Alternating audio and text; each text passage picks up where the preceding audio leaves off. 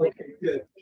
Almost a year ago, Valley Water began construction on a tunnel at Anderson Dam.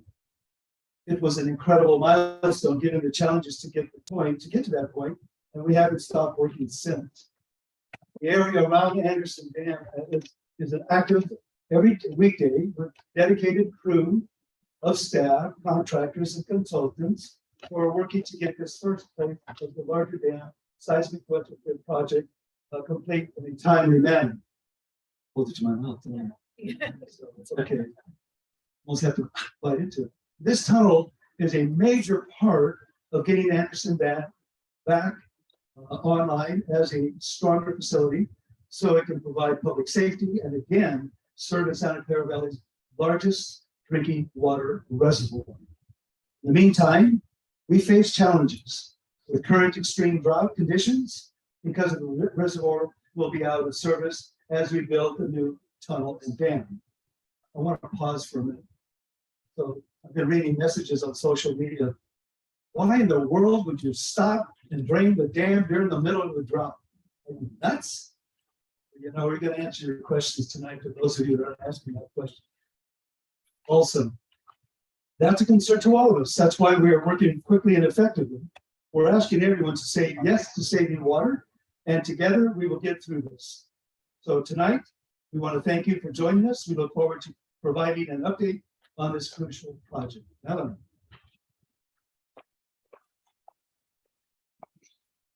Thank you so much, Chair Varela. We very much appreciate that.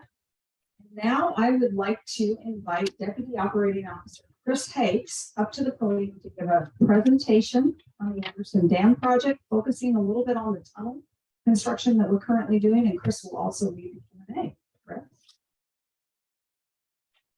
Thank you, Melanie. I was going to make a joke about being on mute. Some words, but this mic is a little bit sensitive, so I think that probably wouldn't play very well. I'm going to give you a little background on the Anderson Dam project. You have to see the presentation, so I'm going to turn sideways. We're going to go ahead and go to the next slide. So just some background on Anderson Dam. It's our largest dam and reservoir, built in 1950. It holds about 90,000 acre feet. We have 10 groundwater recharge reservoirs, and the other 9 reservoirs would actually fit within the footprint of Anderson Dam. So it is critical to our water supply. For the Seismic Retrofit project, it was actually launched in 2012 after an independent analysis for the seismic sufficiency was done in 2011. There's nothing inherently kind of wrong with the dam. It was just built in 1950, and now that we're in 2022, there are new seismic standards. So the Seismic Retrofit project is dedicated to bringing the dam up to those standards. The project has seen many different kind of iterations since 2012, and the latest one was kind of caused by a federal order that we received on February 20th of 2020, and that was basically to split the project into 2. We have the tunnel project and a suite of projects that we're doing now, and then we have the Anderson Dam Seismic Retrofit project, what we call stage 2, which will start somewhere in probably 2025. Okay, please. This is the existing dam. We have a spillway in the upper left corner. Basically, a lot of you may have seen water coming over the spillway. That is not an uncontrolled release of water. That is actually how the dam is designed. It's called fill and spill. It's a groundwater recharge reservoir. We have activated the spillway probably about 11 times since it was constructed in 1950. That is the normal operation. We have never had an uncontrolled release of water. So, it's operating as designed. You have a very small outlet pipe that currently runs directly under the dam embankment. It's capable of discharging about 450 cubic feet per second. You can think of a cubic foot as the size of a basketball. So when that outlet is fully open, you've got about 450 basketballs coming out per second. That sounds like a lot, but when you consider the total 90,000 acre feet capacity of the reservoir, it's kind of like a straw being punched in a 55-gallon garbage can. It's not a very effective way to control the level of the reservoir. Plus, being right under the embankment, if there is a seismic event, we expect the dam to slump, kind of drop, and it would actually crush that pipe, so we wouldn't be able to discharge at all. So that's part of the new project as well. Next slide, please. So these are our new components. I'm going to go ahead and ask Mario to hit the next slide. So our first component that I'll be discussing Here's the dam embankment itself. Originally, we were just going to buttress the upstream and downstream faces, which means put just a little more material in the upstream and downstream faces. It would have taken about 3 years. It was a relatively simple project. Unfortunately, we did some geotechnical analysis in 2016 and in 2017, and we discovered there was an increased seismicity around the site. There are actually 2 active faults that were not thought active when the dam was originally constructed. And as a result, the dam has the potential, if there's a large earthquake on one of those faults, to slump or drop about 20 to 30 feet. As a result, we're going to take off all of that material that might slump. We're going to leave the clay core intact, and then we're going to replace it with new material that will perform better during an earthquake. The next, I guess, aspect that we're going to do is a spillway replacement. Originally, it was going to just be patching the spillway, kind of filling in any cracks, making sure that everything was kind of working as it should. But in 2017, I'm not sure if anyone here is familiar with Oroville, but up in Northern California, Oroville, we had a spillway failure. Made the Department of Water Resources very nervous. As a result, the Division of Safety of Dams, which is the state regulator for dam safety, completely redid their spillway criteria. As a result, instead of patching it and just repairing it in place, we're going to replace it in its entirety. We are currently constructing a low-level outlet pipe, a new pipe. Eventually, that will be able to discharge 6,000 CFS, about 12 times the capacity of our existing outlet. As you can see, it runs around our dam embankment, so it won't get damaged during an earthquake. The pipe there actually ranges in size anywhere from 8 feet all the way up to 24.5 feet in diameter for that tunnel. So it's quite a large tunnel. We will be putting in a temporary water diversion system. This is actually for our stage 2 project in order to drain Anderson completely. I know a lot of you know that Anderson is down to a very, very low level right now. It is as low as we can take it to our existing outlet. That diversion system will allow us to take it all the way down to the bottom. And last component, I believe, is our high level outlet pipe. This is another thing that has been dam safety criteria that was put into place after 1950. The Division of Safety of Dams, DSOD, requires us to have an outlet that's capable of discharging about 30% of the reservoir capacity in 7 days. Okay, slide. So what happened on February 20th? The federal dam safety regulator that's in charge of Anderson Dam, the Federal Energy Regulatory Commission, on February 20th, 2020, gave us an order that had several components to it. One of them was to immediately drain, well, not immediately lower the level of our reservoir. We were in winter, so we had complied with that automatically. But they said we had until, I believe it was October of that year, to start draining the reservoir all the way down to what we call dead pool. It's about 3% capacity. That is as lowest level that we can get to through our existing outlet. We were able to do that and got there about mid-December. And then the other kind of 2 phases were to construct a new low-level outlet, the Anderson Dam Tunnel Project, and get the permits and complete the design for the Seismic Retrofit project. So basically, what used to be one project, the green project and the blue, or excuse me, the green circle and the blue circle were originally one project. When it was split into 2, what happened was we took one element of the stage 2 project, moved it forward, but then it also came with another suite of elements. These are basically mitigation projects that we have to do to be able to complete that tunnel as we go right now. There are actually 11 separate elements, 4 of which are construction projects. Those are the construction projects that are listed there. And, they're in various states of construction right now. Some are in design, some are in planning, and some are actually in construction.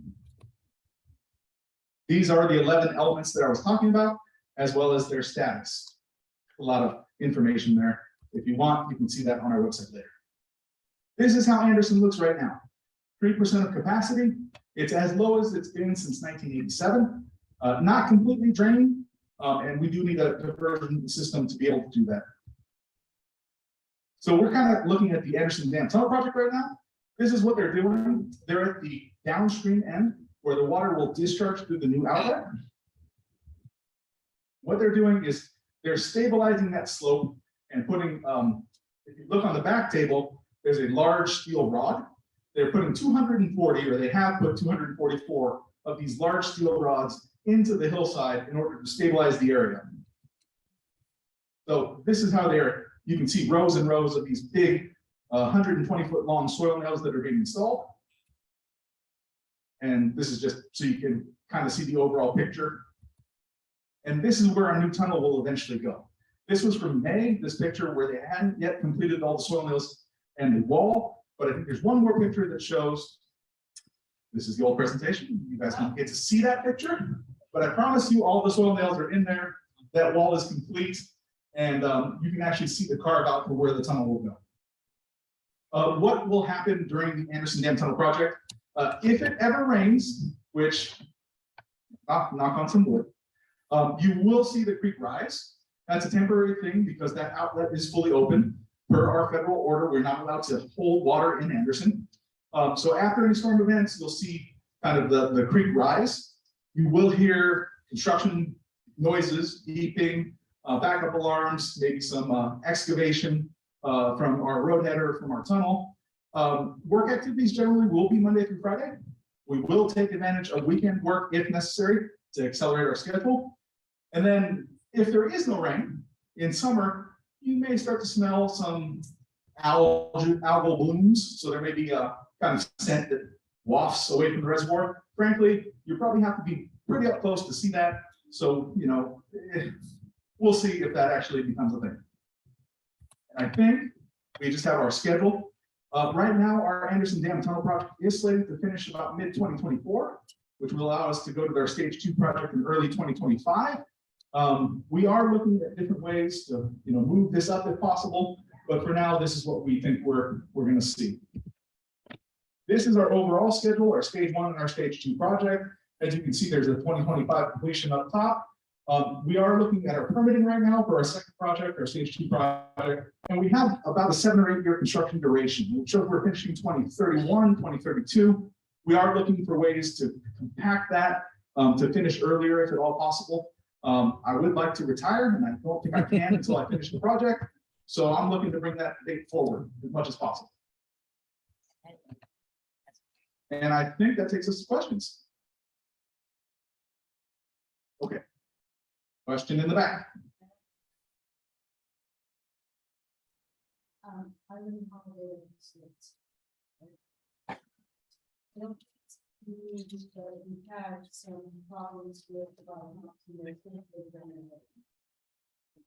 and it's starting. I thought it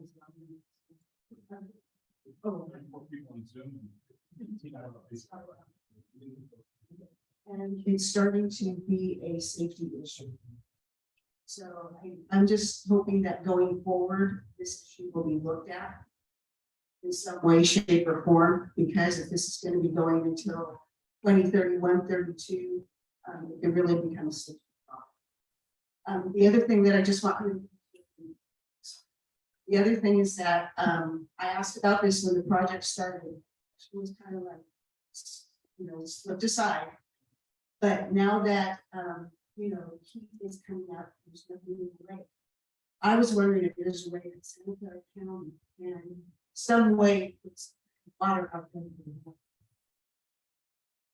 It doesn't seem to me like the wildlife that was taken into consideration. And so I'd like to see if maybe, you know, watering truck could go there every once in a while and fill up some containers or something. As it's affecting a lot of things in the lake. And I mean, you said you want to retire. I just bought that house 5 years ago, and I'll be 72 by the time I see water outside. So it's affecting everything. Let me try to take questions in order. Your first question was about wild hogs, feral pigs. It's actually a big issue all across the state. Feral hogs are actually a very opportunistic species, is the best way to say it. So because of the drought, they are expanding their territory and are looking for additional food sources. In general, a lush lawn is something that does attract them. They'll rip it up, look for grubs, look for anything that might be living in that substrate.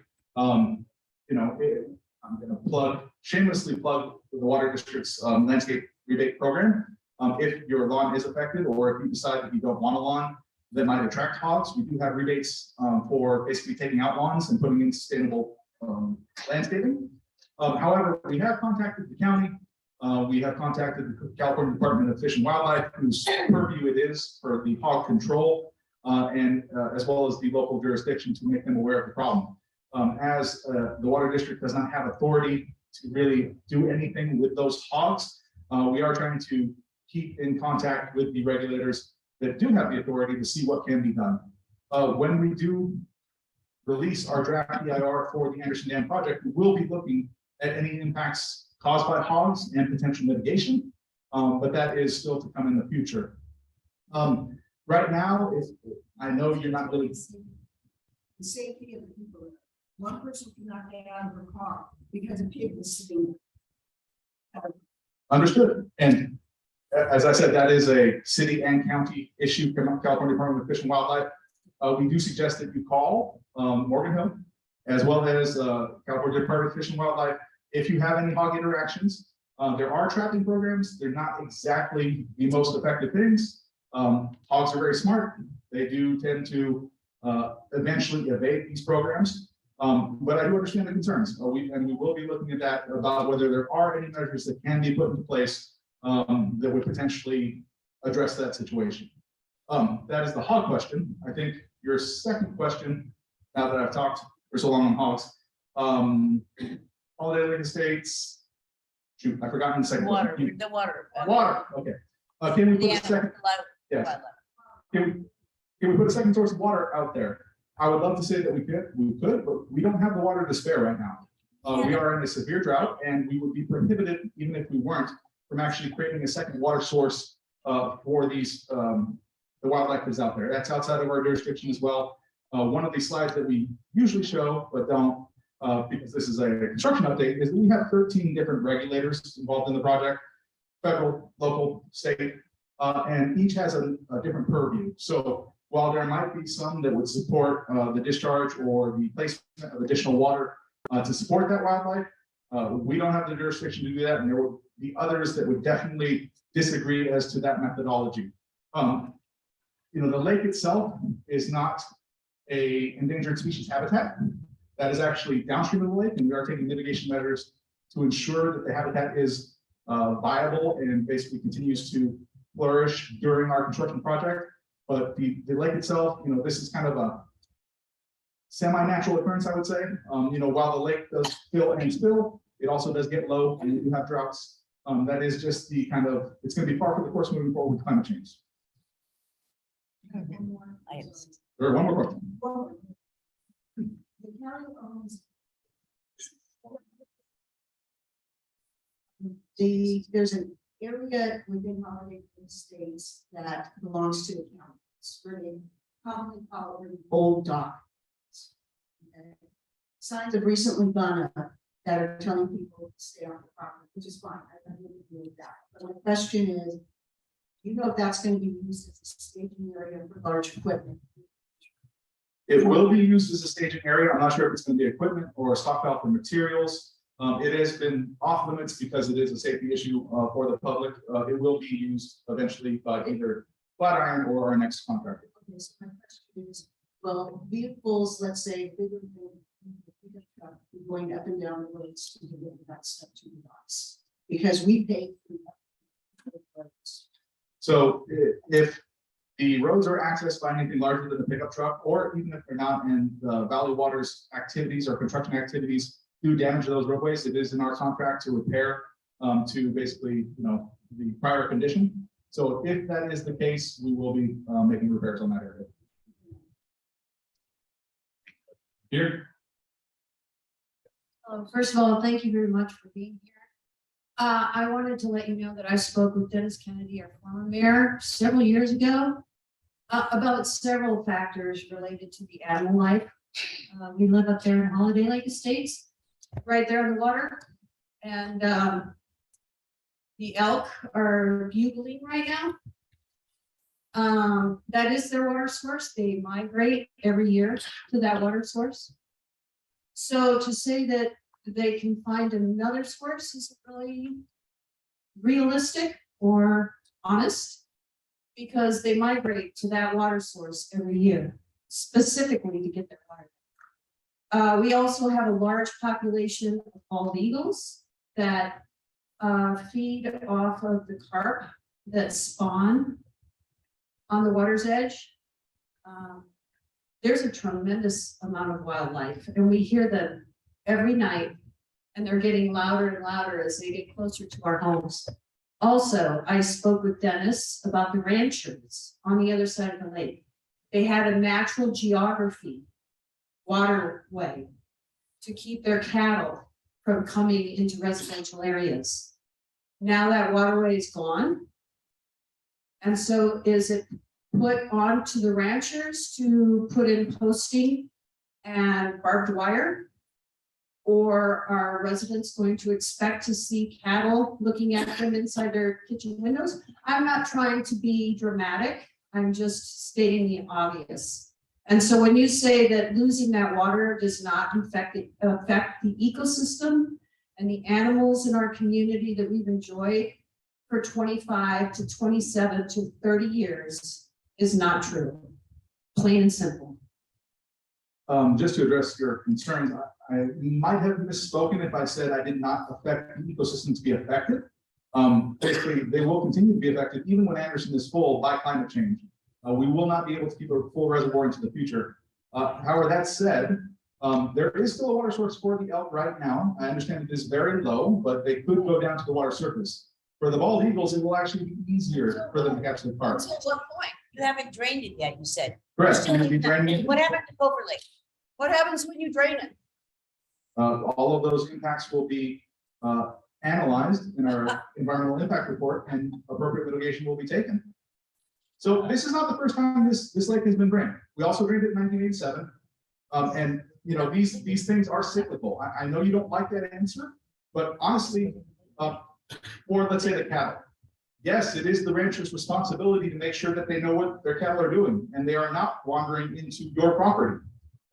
So now the onus is on the ranchers to build and to do the post digging and put in the barbed wire. The onus has always been on the ranchers to contain their cattle in a safe manner. Even when the lake was there, did they get the benefit of the natural water? Yes, but that is not guaranteed. It has never been guaranteed. Well, I will tell you from my personal experience, just being an emotional woman, if I may, for a moment, that my front bedroom windows face the lake. And I can hear coyotes screaming at night. I can hear the elk bugling. The animals are crying out. They recognize the difference and we hear it and we know it. We've experienced. Okay, but my only problem that, okay, I went to all these meetings, what, 10 years ago, how long has it been now? Maybe 10 years back, 8 years at least, that we had these meetings.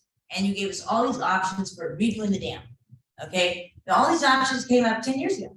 Did you do anything? No, you did nothing. You didn't do it until the federal government said, you gotta do it now. So what happened to some of these options that were available, such as a coffer dam? There was gonna be a little coffer dam so that you can keep some of the environmental water in there. So you can keep water for the environment. Now suddenly, that's no longer an option. I'd like to know why. And the only thing I could think of is economically, you don't want to spend money. It's money. It's greed. It's, I'm not gonna spend the money on this coffer dam. Because you could have a coffer dam and still keep the water in there for the wildlife. And I am shocked that the environmentalists have not, in fact, that was the original reason why the water company said that they could not move on with this dam, all because the environmentalists and their permits. But yet now here you are telling us it doesn't matter about the environment anymore. So I don't understand that reasoning at all. So if I may speak to some of those elements, the cost of the project is currently about $1.12 billion with a B. A lot of that actual cost is from environmental mitigation. I think there's at least $320 million in environmental mitigation. The regulatory agencies that are involved have determined what the best solution is for conservation measures and mitigation measures moving forward. We have a plethora of agencies, environmental agencies, analyzing what the appropriate mitigation measures are to take. Valley Water will be building a coffer dam, but frankly, the existing dam is about 200 feet tall. A 200-foot coffer dam is actually engineeringly infeasible.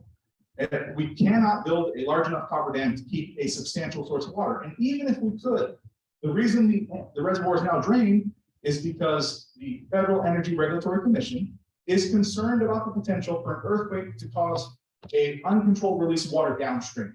So when you say that the agencies are, the feds are making this move forward, well, the federal agencies are one of the agencies that we deal with that would not give us the permit till now.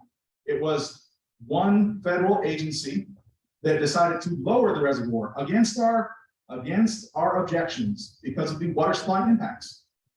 It's the other half of that agency that is requiring that we do our due diligence, and that is fine from an environmental perspective. It is a little easy to pick and choose a dry reservoir. The project when it started was about $250 million. I can guarantee you the board did not envision a $1.12 billion project that was going to take 10 years to construct. There are regulators involved that do not allow us to do what we feel would be the most efficient method, probably rightly so. Chris, we have some questions here from the audience on Zoom. We have 2 questions here from George. I'll read you the first question, and then once you answer, I'll read you the second one. It says, why do you have to drain the lake completely?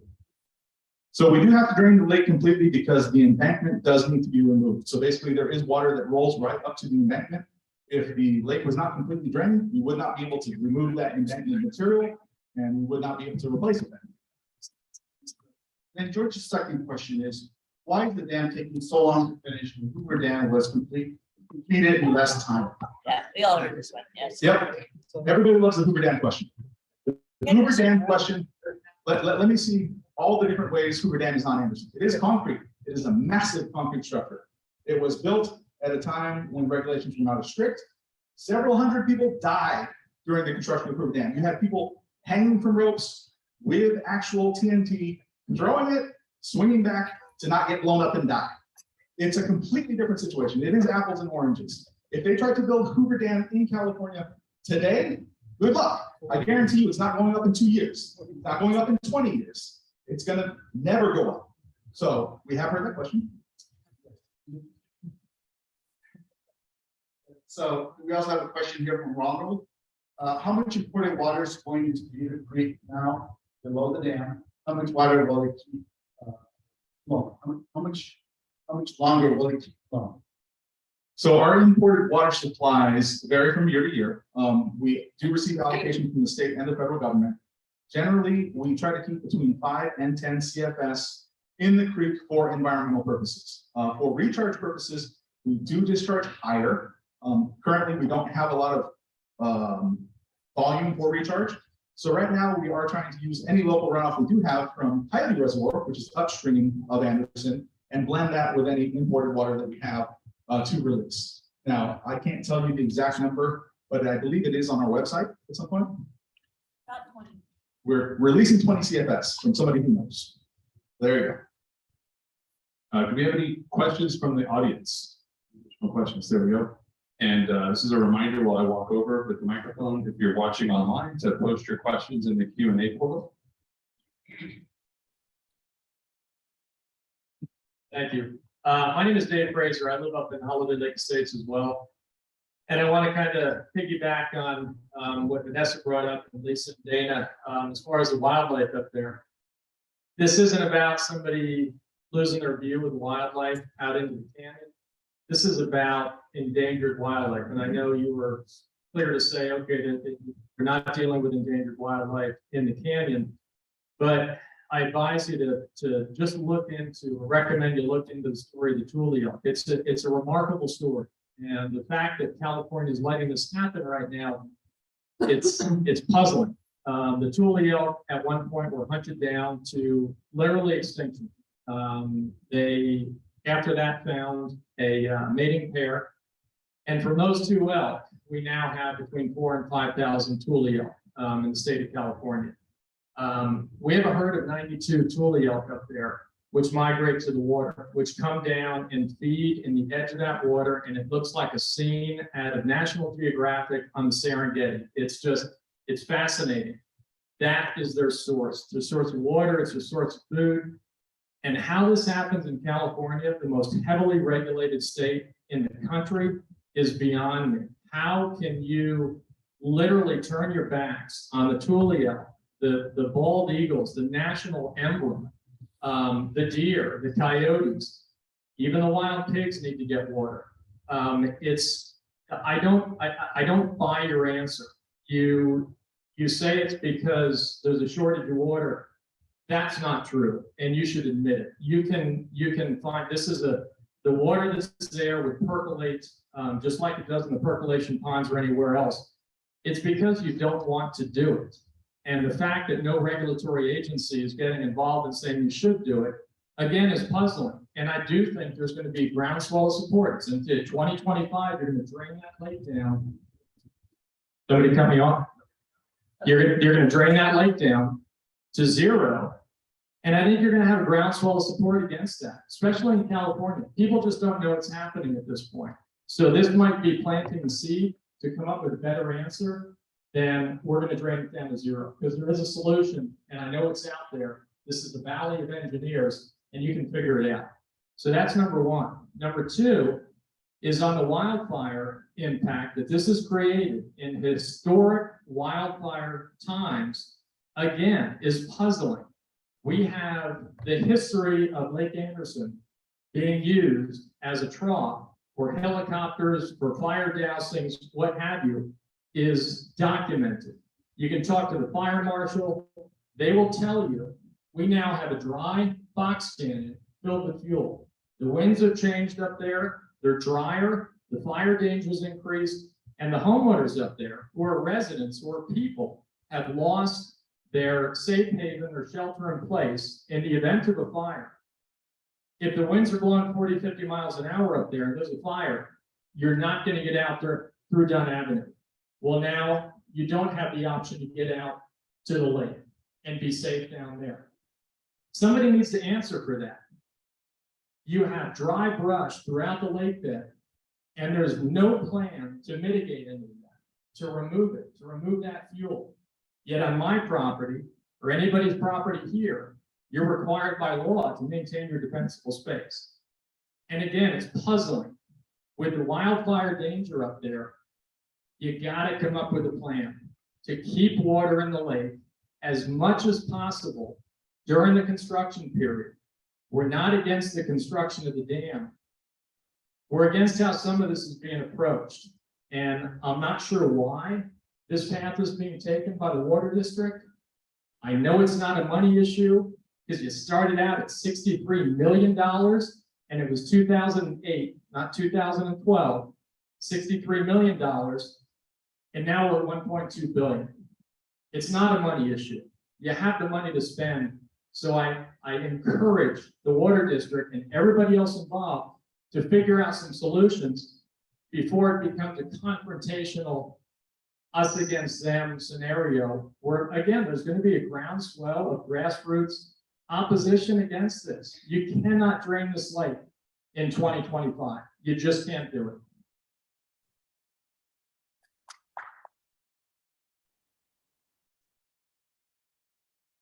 So, not sure that there was a question in there besides to express your displeasure, which is absolutely your right, as to find a different alternative. We do understand. We have looked at several alternatives.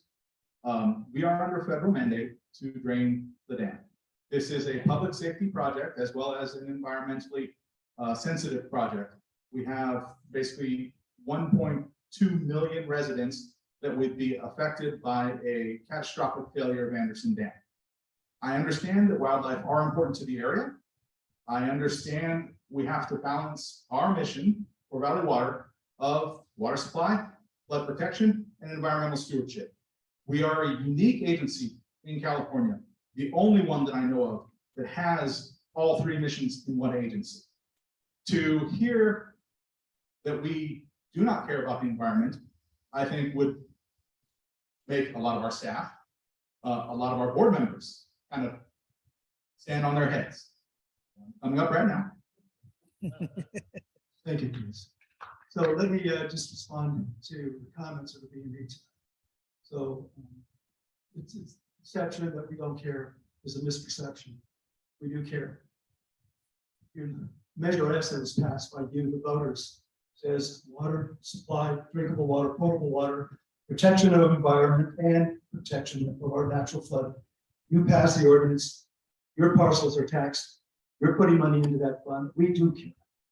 Let me tell you something that you may not be aware of. Our board of directors and our senior staff and our CEO meet regularly with our federal elected officials and our state elected officials. Representative Zoloff is the champion for Anderson Dam. We weren't getting any federal money for this project whatsoever. It was on us, it was on you. That's what was going to pay for what is happening, what you see. Zoloff is advocating to bring money from the federal government to fund this project. Our state elected officials, our locally elected officials like Robert Rivas, Assemblyman, and others in the state elected, are also advocating from the governor's budget to bring money to the Anderson project and other projects that we're working. So we, behind the scenes, are doing everything that we can possibly do to expedite the process, but it's not on the water district. It's the federal government, it's the safety of dams in the state of California that are pulling the strings. We are doing exactly what they're saying they want us to do. Understand you're unhappy with what you see and what you're not seeing happen. And why are we taking so long? Why is it costing so much more? The board of directors are equally as puzzled and confused and upset. Several have suggested, forget the dam. Let's just close it down. We don't need it. So those are behind the scenes conversations that you don't get to hear. But I'll share that with you. I'm available to talk to you one-on-one in a group meeting anytime. I'm your local representative. And every single one of our representatives will be happy to do that as well. We're giving you the opportunity here to say what you want to say. But understand, there is another side of what you're not familiar with that is going on, and we're working diligently to make this happen in a safe, constructive way, and in a way that is going to be completed in a time that is not going to take 10, 15, 20 years in a shorter timeline. That's what we're working on. And so keep asking those tough questions. They're excellent questions. You may not get the answer that you're looking for, but we're listening. We truly are. Just want to make that comment. Thank you, Director Villa. One other item that was brought up in that last question was fire protection. We are aware of the potential for a lack of a resource for CAL FIRE from 2025 on. We actually are talking to CAL FIRE currently. We have talked to the fire department in Morgan Hill. We have talked to the county fire department. They are aware of the situation at Anderson Dam. For now, they have assured us there is enough water in the dam to still bucket down and take to where they need to take it. Obviously, that's going to change in 2025. You're going to hear me say this a lot. I'm sorry, I sound like a broken record, but the EIR that will be released in early next year will have an analysis of potential fire danger and what we need to do to fight that. Is that mowing? Is that something else? That's going to be addressed. We're going to go to a quick question from Facebook, and then we'll come over to Swanee Edwards, who will be next. Question here from Mr. Fisher of Facebook. Could the creek flood if it's wide open when the storm season comes? Could the creek flood? I think the question is, could the creek flood with the outlet currently open to 500 CFS? The outlet is not necessarily the problem. The 500 CFS that's discharged, if it was limited to only 500 CFS, the creek has plenty of capacity, provided that there are no blockages to keep flooding from happening. What you're actually looking at is a situation where the outlet cannot discharge enough water and the water level climbs, activates the spillway, or if in the extreme circumstance, you go over the top of the embankment. That is a scenario that could happen. That's something we analyze. Frankly, that is a very remote scenario in terms of overtopping the embankment and then catastrophic flooding. But that is something that the project moving forward is supposed to address. We are supposed to widen our spillway, make sure we have more capacity. So I cannot say that the creek will not flood while the project is under construction. That will be purely based on our environmental factors. It would require us to actually get some rain, which looks pretty bleak right now. And we have a question from Ms. Williams also on Facebook. Will the lake be empty the entire 9 years or 10 years that the project will take? So not actually. In 2025, we will start constructing our diversion system. We expect that we will not drain the lake until the second year of construction. It'll take about 4 to 6 years of construction and embankment, at which time we will be able to put water back in. So it won't be drained for all 10 years, but once again, climate conditions will dictate how quickly we can fill that up. Hi, my name is Swanee Edwards. I've lived in Arkansas for 32 years. At one time, I had a room just below the base of the dam over on near the park. One of the things, I understand your anger. Pigs are awful, and having your landscaping ruined by pigs is awful. We are on the west side of town in Woodland Estates near Santa Teresa. Every time we water our lawns in our community, the pigs show up. It's not just your area. And we're in very extreme drought situations. They're going to go where the water is. They're going to go where and dig up wet lawns and eat. But you're blaming the wrong people. It's not Valley Water's fault that we had to drain that dam.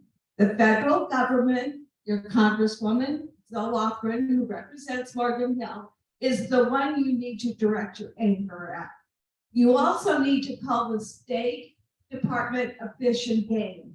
They enforce wild animal invasions throughout the state, and we're having a problem right now in Yagas Creek behind our house with people going into the creek and trying to clean it up, which is just a huge no-no. We called Fish and Game. They came out and talked to our residents.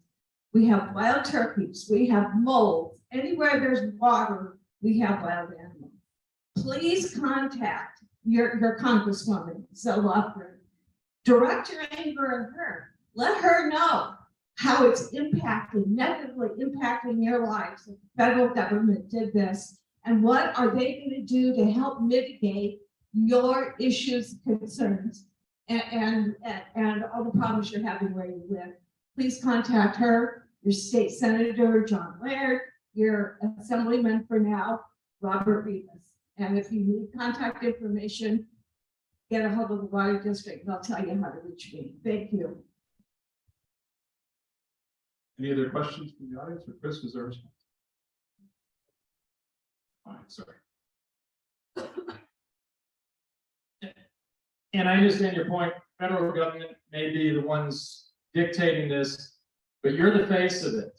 And if Gavin Newsom were here, I would voice my opinion to him or whomever. But the water district you're the ones running the show here. And I think you need to stand up and take responsibility. And all I'm hearing is that behind the scenes, we're trying to get money for this. There's no solutions here. Nobody's looking at it saying, okay, we're gonna fix this. We're gonna look at a solution for this wildlife issue. We're gonna look at a solution for the wildfire issue. Those are two common sense problems and challenges of this project. Somebody can figure it out. And when I hear that the water district cares, and my reaction is, I don't know if people in the room are familiar, but there's homeowners in Holiday Lake Estates whose properties are being taken through eminent domain. And that slide is missing from this publicity presentation. And those are homeowners that voluntarily participated in the counties from the water district, the preliminary geological surveys up there, and the markings. And the original plan, I believe, this is secondhand information, was that those homeowners the county would buy easements so they could underpin and shore up those properties along the lake. Well, now fast forward a year, and the county's taken those properties. And I'm sure somebody here can verify that. But you need to stand up and take ownership of that, because that to me, when you reach out to the homeowners and say, we're your partner, we're your friend, we're working as your advocate. And then you turn around in a room at the county and with the signature of a pen decide to take their property through eminent domain, that is wrong. I couldn't sleep at night if I did that. I don't know how some of you do, and I'm curious to hear a response. And if you tell me it's just the engineering dictated that, I don't buy it. There's an engineering solution where those people do not have to lose their homes. I think I'd like to respond to the eminent domain issue first. We have not engaged in eminent domain proceedings on the properties along the reservoir. There are 7 properties which we are talking to the property owners to see if they are willing to sell us their property. This type of information that comes out secondhand, that is often wrong, does no favors to anyone involved in the process. It stokes division and it stokes fear, and it's incorrect.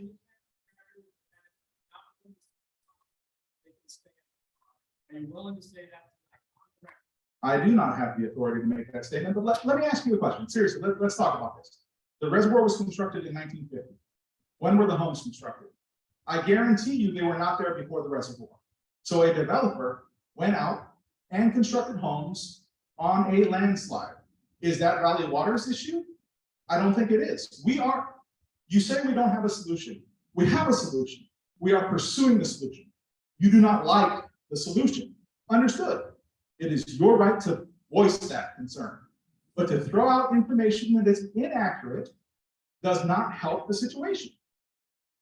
So, yes, we are looking at fire and wildlife moving forward. We are doing our CEQA analysis for a EIR that will be released in 2025. You do not know what we are doing because we have not released anything. You have not looked at it. You are basically telling us that we have no plan, which is very easy when we're not allowed to release anything yet.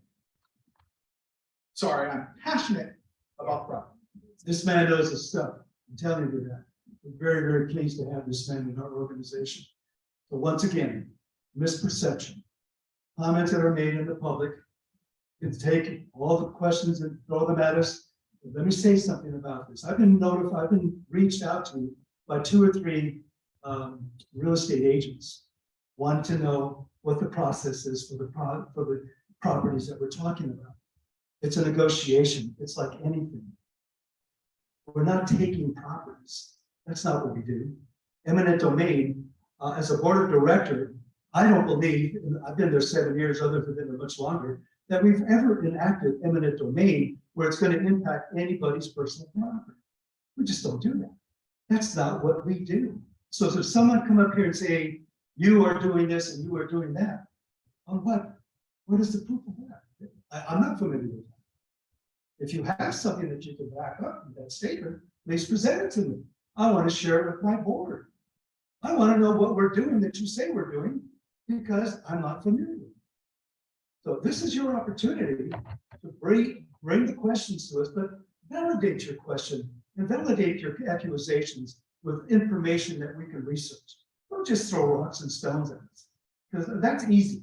That's a real easy thing to do. And our staff here is sharing information with you. Don't target them. Listen and share. If you don't like the information, fine. Send us a letter. Come to our board meetings. I don't think I've ever seen any of you at our board meetings. Have you been there? Raise your hand. I want to see your hand. I figured. Not well there. Good. Our board meetings, we have 2 a month in San Jose. We have an afternoon meeting and an evening meeting. We try to make it as convenient for you, the citizens, to come and approach the board of directors. You get your pound of flesh. You get up there and you can say whatever you want. And we listen. And you're going to get some phone calls. And you're going to get a visit. Because we want to make sure that when you make an accusation towards us, that we're going to follow up on it. I can assure you. There's no domain proceedings going forward. Because I personally was contacted by an appraiser. This gentleman was personally contacted by an appraiser. to evaluate properties on Hoodow for the purpose of the eminent domain. What do you call it? Eminent domain negotiations or eminent domain? I was also contacted by homeowners on Hoodow that they had received a letter from the county. I didn't see the letter. We're not the county, we're the water district. And you make it sound like you're not doing that. You're not gonna do it. That's great. I'm happy to hear that. But I'd like for that to be on the record that the intent is not to take anything's property. That's not what they want. If it works, I know the county has purchased properties up there on the lakefront in the past. And they did that for the benefit of the homeowner and the benefit of the county. It's a win-win. In this case, if you have a homeowner that's not willing to give up the property, this the county going to take? It's very simple. What So here's what I recommend you do. Contact me. I'm gonna get our legal counsel to respond to your questions. Okay, that way, it won't be coming from a board member. It'll be coming from our legal counsel to give you the answer to the question that you're asking. Okay, because you want a definitive answer, but we're not prepared to give you a definitive answer on that time. Okay, is that fair? Okay, so exchange your card with me, and I'll make sure that you're contacted on any of you. If you have a legal question, we have a legal department, we can make sure they will contact you. Okay? It's great to be back in person. This might be a good time to remind you that all of our past meetings are located on our project page, as well as the recordings of them and agendas and the whole gamut on the Anderson Dam project page on the Valley Water website. Question here in the second row. Linda Mar Marisu. I've lived in Northern Hills since 1976. I'm a fifth generation Santa Clara County. My parents worked on that dam. My dad and his brother's company supplied material for the dam. I have always watched it, tried to be part of it. A couple of my questions are we going to have an opportunity to meet with the federal regulators and during the changes? The reason why I ask is because I worked on the Blood Alley bypass project for 4 years. I've been in construction all my life. During the 4 years that I was there, that job had 3 major changes. 2 of those changes caused us to shut down for several months so that the state and the federal government could approve those changes.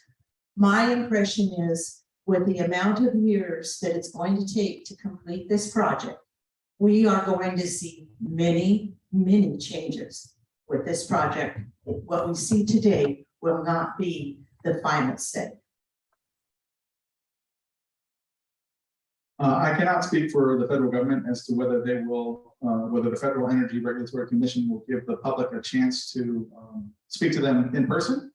They do have a federal record. They do accept public comment on a variety of issues related to the dam.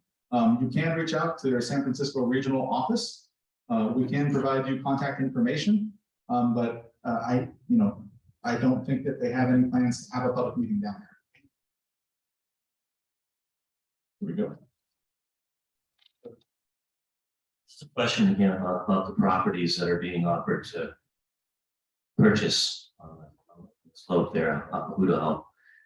It's a question of what is the intent for that land? Is it, you showed some pictures earlier of anchoring and the, I forget what you call them, they call them land, soil nails. Is it the intent to do that basically where those homes are and where those properties are to shore up that land? Is that what the plan is? So the current plan, as you go around the rim of the reservoir, there are soil nails being installed. There are walls being built. In terms of the properties on Hoot Owl Way, it may not be feasible to put soil nails in there to actually stop the movement. We are going through the process. We are talking to homeowners. We don't have a exact answer for every situation at this moment. We have to evaluate the situations individually, which is why we are talking to individual homeowners. So the idea is to anchor that land, but you don't know how exactly you're going to do it. There are different methodologies to anchor that slide. Some of them are more effective than others. Some of them are somewhat impractical. Basically, we're still looking for the best solution. Thank you.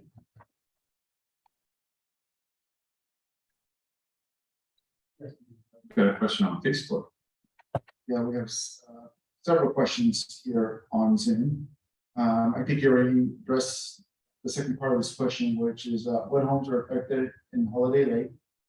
And the second question is, why did you take people's homes? Are you continue to monitor the area?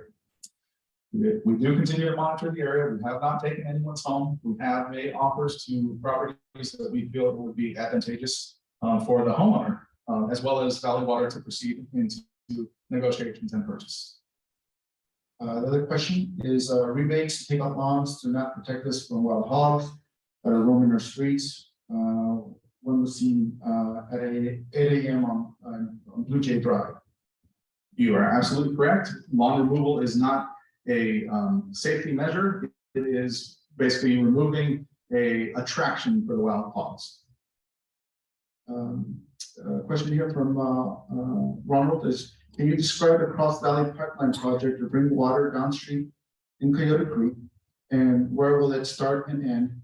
And will it be buried or on the surface? So the Cross Valley Pipeline project is an extension of our Cross Valley Pipeline. Basically, we are bringing the pipeline further down into Coyote Creek so that we can discharge imported water and keep the critical habitat wet. So it does not dry back and then basically affect the federally threatened steelhead that are in the area. The pipe will be buried, although it will have an outlet, basically an outfall where it will daylight to release the water. In terms of where in the property limits, I believe that's actually on our website along Monterey Road. I don't have the exact coordinates. I would say that if you follow up with an email or check our website, it does have a layout for the Cross Valley Pipeline. We have a question here related to CEQA. On the schedule, it looks like CEQA will be completed this year. What is the status of CEQA review for the retrofit project?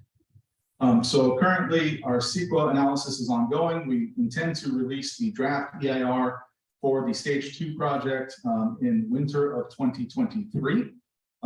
So the process is not complete yet. It is still ongoing. We are talking to the regulators. Okay.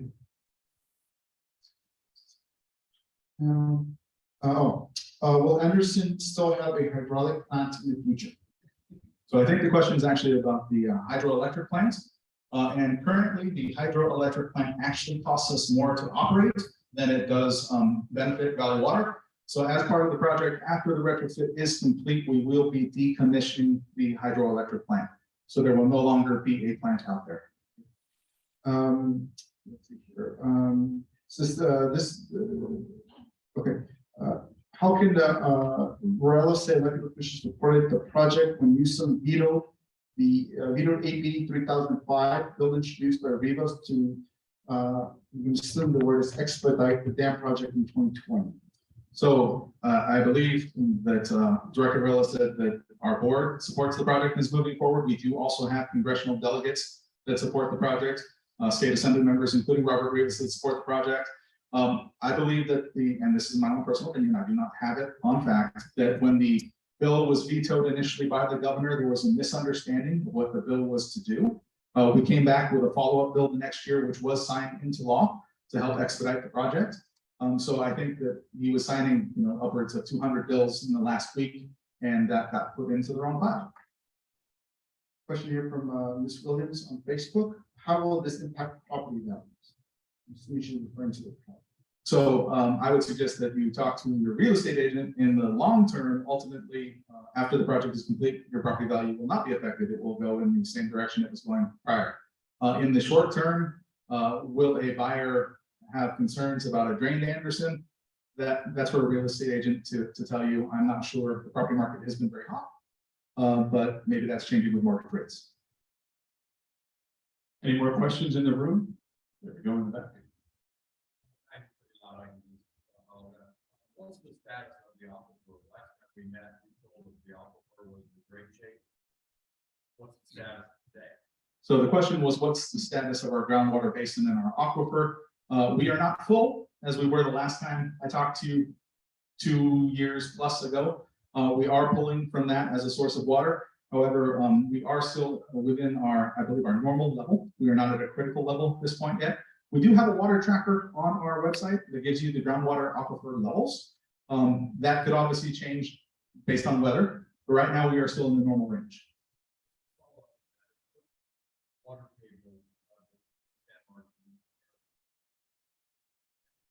That is going to go above my expertise. Greg Williams was here. There it is. So the groundwater basin, there's several to get the specific level on that. Okay, so Greg will come back with information, or our website has that information.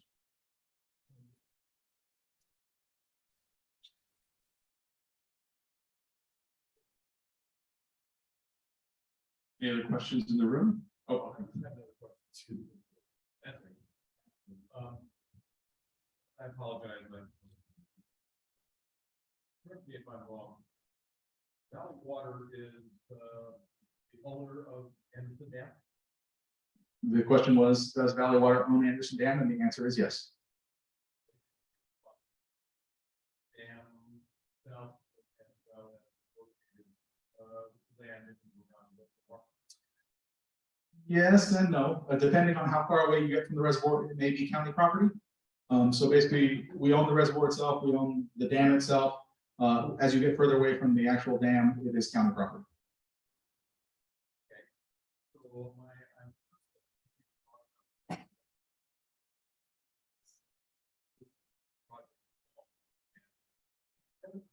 So been on the agenda for quite some time. What were the concerns of people, or what are your concerns about what the federal government is asking you to do or not do relative to the replacement of the actual dam itself? Okay, so just to recap the question, it was based on the long duration of the project, what are Valley Water's concerns about some of the federal mandates and how they might affect the replacement of the dam itself? Is that okay? So I'm trying to summarize it in a coherent fashion. So the concern is not necessarily what one federal agency wants us to do. The Federal Energy Regulatory Commission, I'm just going to say FERC from now on, their dam safety division has been quite explicit that they want us to complete the project, and it's the project that we have outlined. Removal of the embankment, restoration of the embankment, installation of the high level and low level outlets, replacement of the spillway. The concern is that FERC also has an environmental arm, the Department of Hydropower and Compliance, which has ancillary mitigation projects that need to be taken into account in order to do this work. So the Cross Valley Pipeline, which was mentioned, is one of those mitigation projects. It's a conservation measure that needs to be put into place. The National Marine Fisheries Service, who we have to consult with to develop a biological opinion on the project, has its own mandate, which is obviously fisheries. And to do that, basically to mitigate for those projects, we have another suite of projects that we have to look into. We have a Coyote Creek chiller project to keep the imported water cooled, to keep it within the temperature range that's desirable for the steelhead.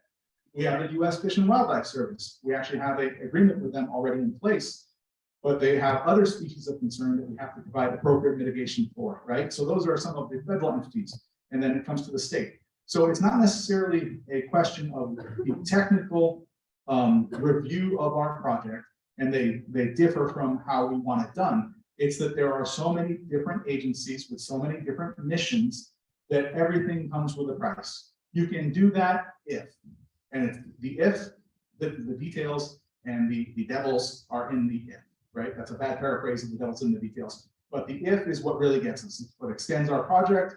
It's what causes us to increase the project cost. It's what makes the project not so straightforward. Okay, but a lot of those elements are. So unfortunately, the original project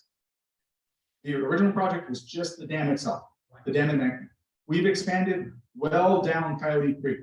We do a ton of studies. I think as of December of 2021, we were tasked with doing 12 separate studies. We have ongoing studies for water temperature, for basically Phytophthora, which is plant-borne virus. I'm butchering that because I'm not a biologist. But there's a ton of stuff that we have to analyze that was not originally intended under the umbrella of the original project. That all basically kind of ballooned and expanded in late 2018.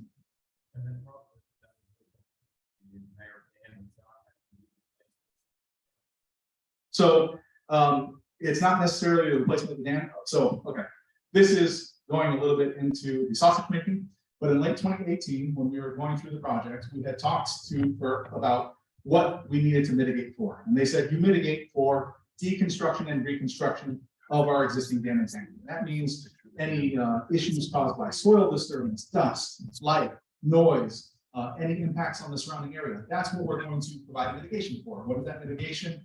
It can be additional vegetation in areas, it can be different things. At that point, the National Marine Fisheries Service, which is the agency that issues the biological opinion for the project, who FERC basically takes their biological opinion and puts it into the order for us, said it is not good enough just to mitigate for the deconstruction and reconstruction of the dam. We actually want you to mitigate for operation of the dam. We were not around in 1950 when the dam was constructed. We've never permitted the facility, so we are going to permit it now. That changed the whole nature of the game.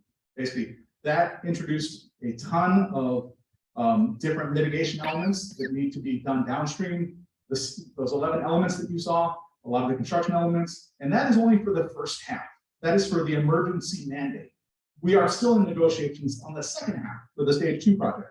So what was, and I'm not going to say the project has only changed because of NIMS. When we originally envisioned the project, 3 years, $250 million, add some material, okay?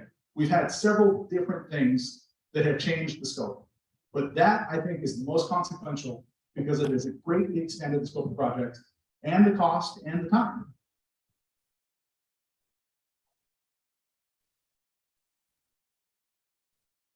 Question here from EB on Zoom.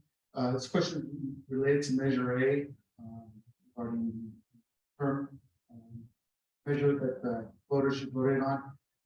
The question is, why wasn't that money used to help expedite the Anderson project? So the pot of money for Measure A is different than the pot of money for the Anderson Dam Seismic Retrofit project. Valley Water has discrete funds which are used for specific purposes. So those two are actually unrelated. If those funds were available, they would not have been able to expedite Anderson in any way. We also have a comment here, also from not sure who EB is, but the comment just says the Anderson Dam originally was constructed in. Not sure what. Yes.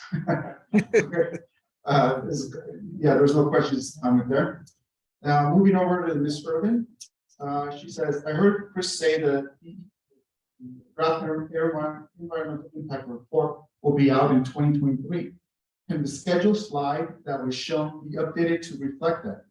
I assume the schedule should go out until the date of the draft ER is completed. Sorry, didn't mean to cough into the microphone. Yes, we will update the schedule slide. Ultimately, we consider our EIR and everything associated with it to be permitting. And because I am quite simplistic, I always think permitting goes all the way until we start construction. So construction is shown as starting in 2025. So anything before that to me is permitting, but we will clarify that slide. And we have a question from Ronald. Will the Operation Priority Reservoir be different because of the dam project? No, the operations of Priority Reservoir are going to be maintained as they currently are now. And we have a question here. Excuse me. We have a question here from one of our directors. Please explain raising a 9-foot spillway and the 7-foot crest. So as part of the update to the seismic retrofit project. So there are things that we are doing that are above and beyond just addressing the slumping potential of the embankment. One of those is to actually raise the spillway crest another 7 feet. That will give us the ability for what we call additional freeboard. We're not going to store any more water, but that will give us a little extra cushion as water does come in that we're able to hold that additional water at least temporarily. Along those lines, our spillway will be larger, it will be higher, and that will be so that we can discharge more water, so that in the event there's something called a probable maximum flood, which is the maximum amount of water that could come down. That is what the spillway will be designed for. So in theory, there will be no condition in which we will not activate the spillway. We will never overtop the dam. That is the intent of the project.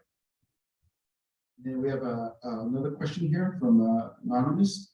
It seems in our best interest really to speed this up. Is there a plan in place to shorten this timeline? So yes, we are attempting to shorten the timeline. We are going to get involved in early contractor engagement on the project. So basically what we're trying to do through our permitting process is, as our design is complete, we want to bring several contractors on board to talk about means and methods to show if there's any way to do it faster, safer, and maybe cheaper, but probably not cheaper. Any additional questions in the room?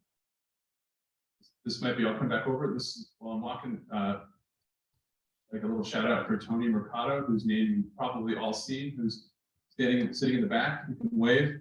He's our community liaison on this project. So anytime you have a question, you can you have his cell phone on there and his email, so you can get it to him and he will chase down an answer. I just want to clarify the 7-foot increase in the spillway height. That's the crest of the spillway and not the walls surrounding the spillway. So the 7-foot increase is actually in the crest of the dam. The spillway itself will have its walls raised, I believe, 10 to 14 feet, depending on where you are along the spillway. But the spillway elevation, as it is now, will be the same once construction is complete. Correct. Okay. Any other questions in the room?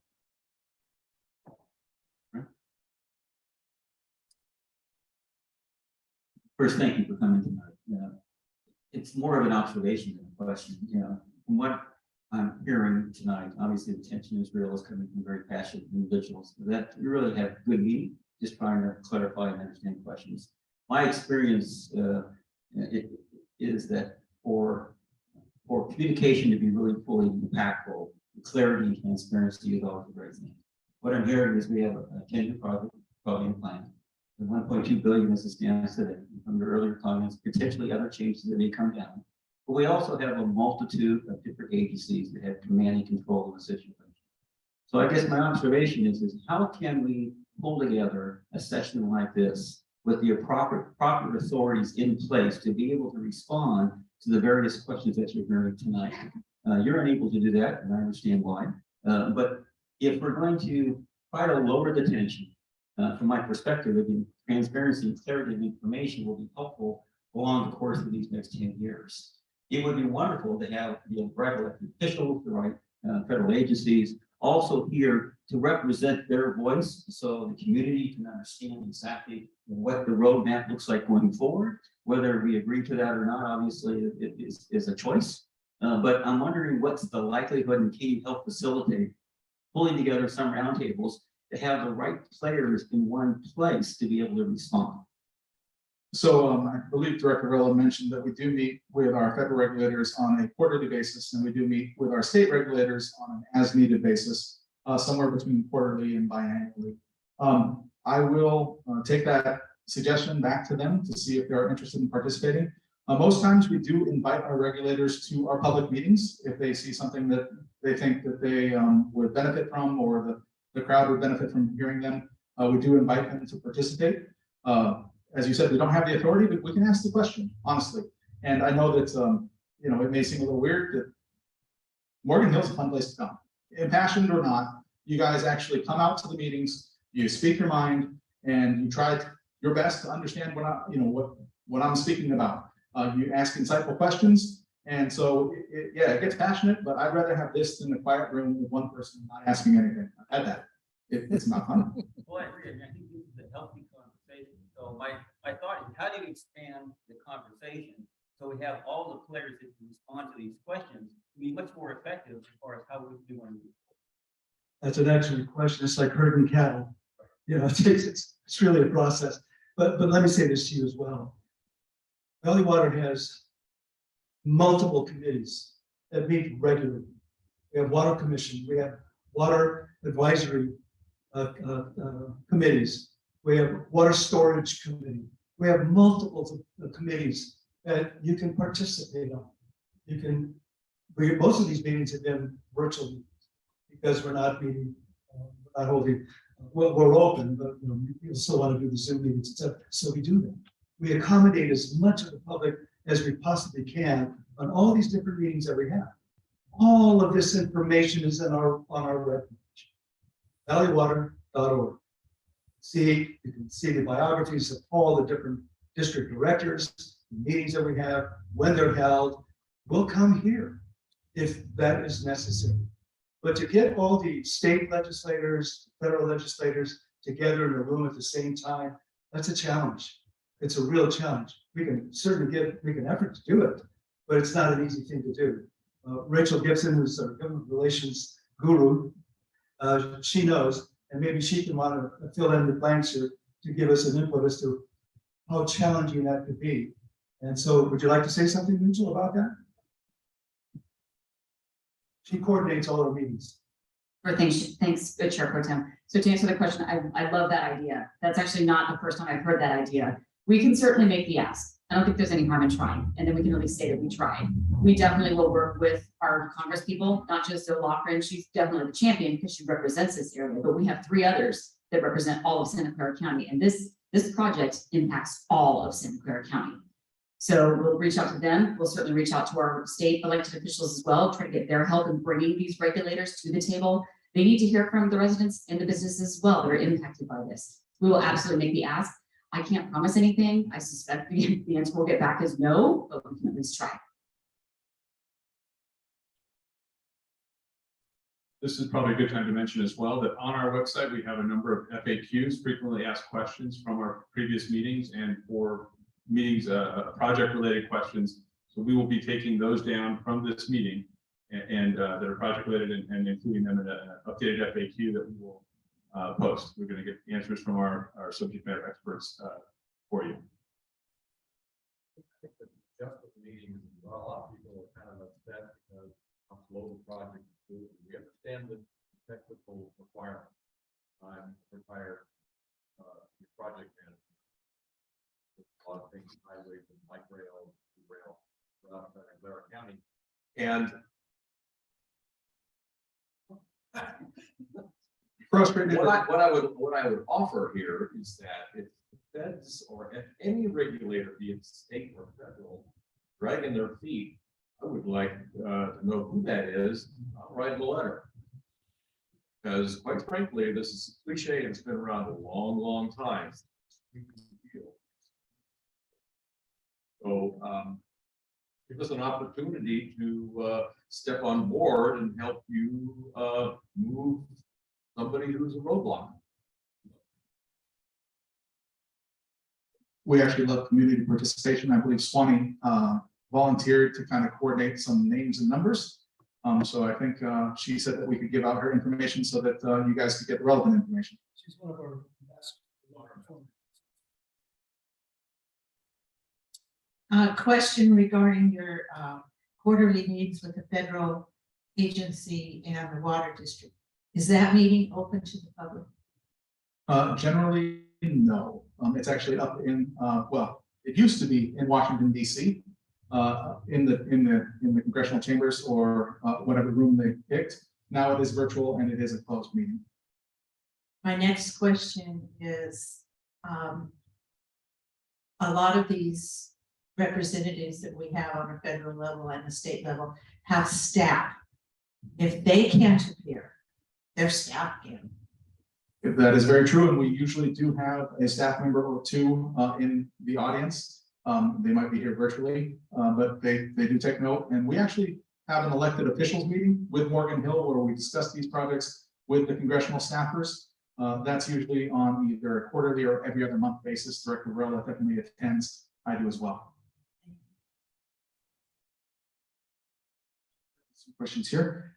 This one here is from George saying, not a question, just a comment, supporting the idea that we have a meeting with those who can make decisions. And then we have a question here again from Ronald.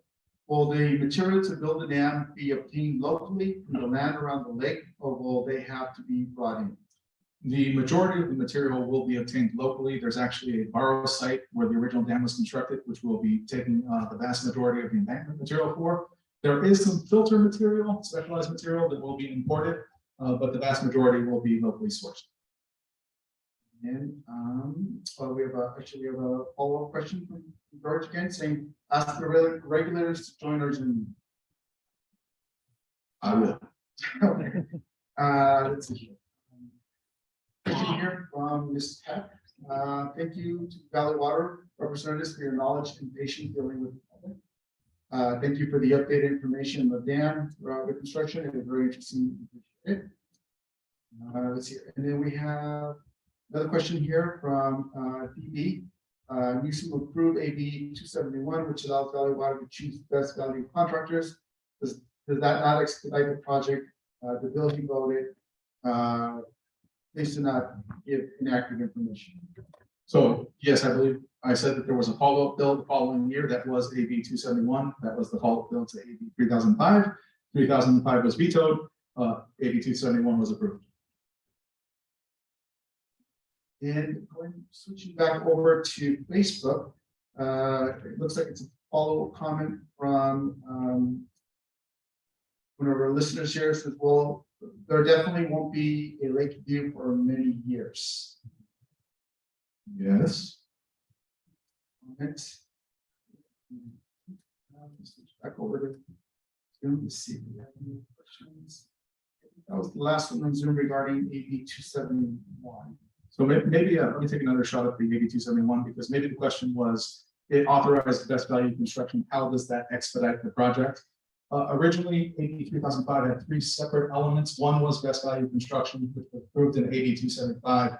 The second was timeframes for which the regulatory agencies needed to actually complete the reviews. We had offline meetings, and actually that's why we had the state come together on a either quarterly or biannual basis. So that is the result also of AB 271, but it's not that we need the statutory language to make that happen. It's happening behind the scenes. The third thing I believe was expedited judicial review for CEQA measures. CEQA measures are actually prioritized in Santa Clara County. So that is kind of de facto in there as well. Any other questions in the room?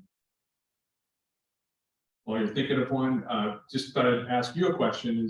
This is our first in-person, well-attended, large community meeting on a project that's really important. Want to see what you think. Should we continue doing this format? Yes. Better than virtual. Is that I'm seeing a lot of heads going up and down. So we often have a hard time getting surveys completed for our meetings. So I'm going to take this as a large response of yes, we should continue to meet this way. You had a question? A suggestion, maybe every 6 months or every quarter, make it available. So back in the before COVID, we actually came out twice a year, usually fall and spring, to this very room, as well as a third meeting with the city council for Morgan Hill.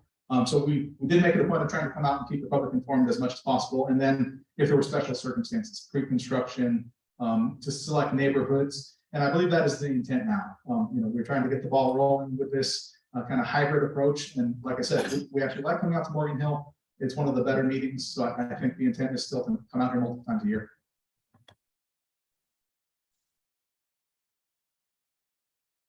A couple more from online. Again, from one of our Zoom guests, I think in response to your question, Mike, offer both in person and Zoom so as many people can attend as possible. That would be our intent, to continue the hybrid model. This may be our point of pivot. Melanie, come on back up. Okay, Chris, time to take a break. Okay, so I really want to thank Chris for standing up here and answering all the questions, and also for other staff for helping to participate. And thank all of you for coming out and asking really good questions. We very much appreciate it. And as Mike said, there are surveys in the back. We really appreciate if you fill out a survey and let us know, is this a good way to do things? How should we be doing things different, because that input will help us to improve moving forward. And before we go, I'd like to give our Chair Pro Tem Varela a last chance for closing comments. Thank you, Melanie. Hey, was this fun or what? Come on, you know it was fun. The questions were spirited, great dialogue back and forth. This is what we call a spirited discussion. A lot of passion in the room, a lot of energy in the room. And this is what it's all about. A community that comes together, makes things happen. We're here, we're going to be here, we're going to come back. I will say one thing about these community meetings that we've had. We've had several in South County. And I got to tell you, as a former mayor of this community, I was extremely disappointed that the lack of turnout that we had at the city council members with the community meeting that we had with the city council and also with our board of directors. Didn't have an audience like this. We had staff members, but the community was not interested in wanting to hear what we had to say. So we're really looking forward to do this again and again and again. But this is what we want to have. We want to have people come out to ask those questions, to get some dialogue back and forth. But the same thing happened when we do it in Boulder. People seem to be disinterested in the comments and the subject matter that we have. So we're going to continue to do this because you're telling us this is the format you like. Thank you so very, very much. Remember, we are in a severe drought. So go home, be safe. Just remember, conservation is what it's all about. Protect our drinking water. Conserve, conserve, conserve. Just say yes to saving water. Good night. Oh, yes. We actually received a message from Carrie Duncan, who is from Congresswoman's Lobbyist Office. She's been watching the presentation on Zoom, and she asked that we share her email address with the audience here, so that if you have any comments, she'd be happy to share them with the Congresswoman. For those who are here, her email, where did the email address? Sorry, here's the email address. It's Kerry, Kerry, Duncan, DUNCAN, at mailhouse, mail.house.gov. We can repeat that again if anyone would like me to. Again, it's Kerry.Duncan at mail.house.gov. And that concludes the meeting. Please help yourself to refreshments in the back. You can see some great pictures.